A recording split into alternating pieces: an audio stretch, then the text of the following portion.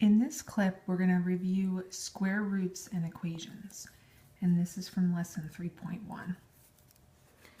Okay, square roots, you're going to see an example like this. It's going to say, evaluate the square root of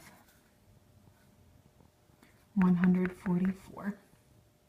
And you're going to think to yourself, well, what number multiplied by itself equals 144? Okay, and I know 12 times 12 equals 144.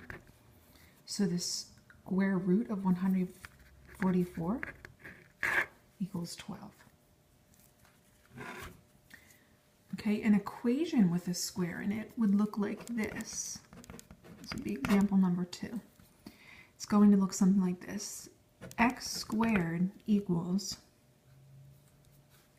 25. Okay, now we know that a square and a square root are inverse operations. And we know that when we solve an equation, we have to get x by itself. So to undo that square, the inverse operation is square root. So I'm going to take the square root of both sides. Whatever you do to this side, you do to this side.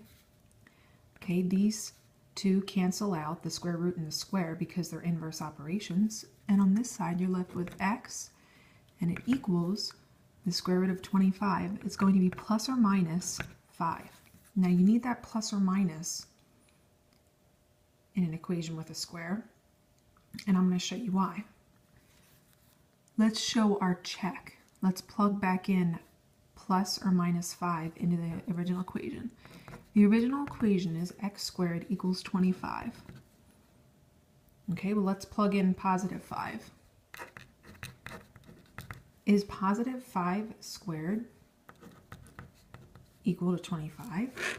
Well, 5 squared is really 5 times 5, and that does equal 25, so that checks. How about negative 5? Let's plug negative 5 back into the original equation. There's our original equation, x squared equals 25. And if we plug in negative 5 squared, does that equal 25? Let's check. Negative 5 squared really means negative 5 times negative 5. That's a negative.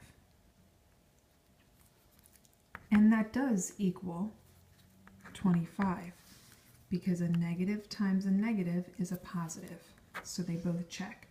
So your answer is x equals plus or minus 5, which means x equals 5 and x equals negative 5.